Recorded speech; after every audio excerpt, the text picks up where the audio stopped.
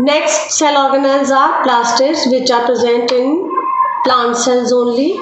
Plastids are of three types: chloroplast, chromoplast and leucoplast. Chloroplasts contain green colored pigment chlorophyll. Chromoplasts contain the pigments for other colors like xanthophyll for yellow color, anthocyanin for red color, etc. Leucoplasts are the colorless plastids. More abundant plastids present in the plant cells are chloroplasts. Chloroplasts are filled with chlorophyll. The structure of chloroplast is like this. It is made up of two membranes, outer membrane, inner membrane. It is filled with jelly-like structure which is called as stroma. Stroma contain granum, and each granum consists of stack of membrane bounded structures, sac-like structures. These are called as thylakoids.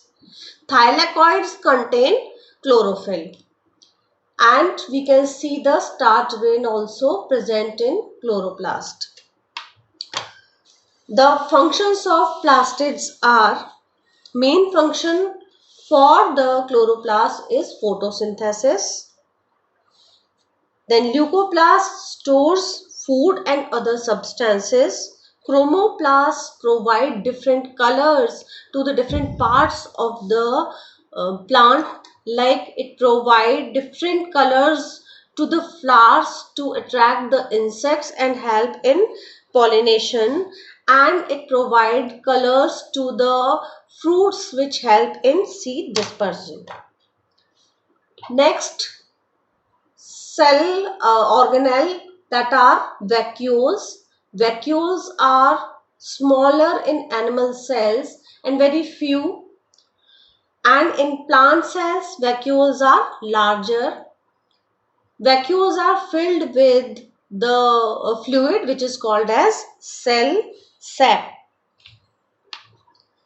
Functions of vacuole are: they store materials like foods, toxins and other substances which are waste in the plants, and also provide a water balance in the cell.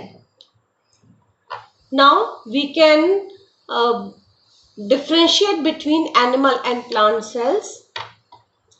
Animal cells are smaller than the plant cells. In animal cells, nucleus present at the center, and in plant cells, nucleus is peripheral, means it is near the cell wall. Animal cells do not contain cell wall, that means cell wall is absent in animal cells, and in plant cells, cell wall is present.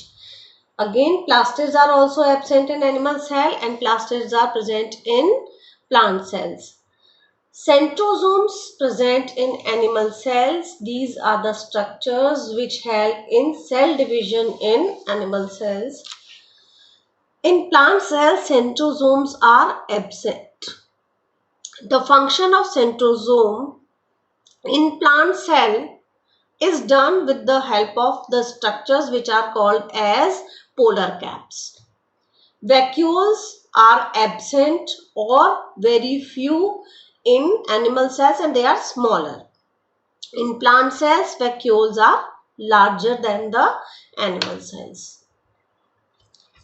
Now the last topic of the lesson, that is cell division. Cell division, as we can see, this division means one cell divided into two. So there are two types of cell division present in the cells, and these two types are mitosis and meiosis. Mitosis is the cell division in which number of chromosomes remain same in the daughter cells. And in meiosis is the type of cell division in which number of chromosomes reduced by half in the daughter cells. Now we can see the difference between these two clearly. Mitosis is the process of cell division in which the number of chromosomes remain same as the parent cell in the daughter cell, and in meiosis the number of parent cell is 2n, and in the daughter cell it reduced by half, which is n only. And we can see that it occur in one step only, and meiosis occur in 2 steps.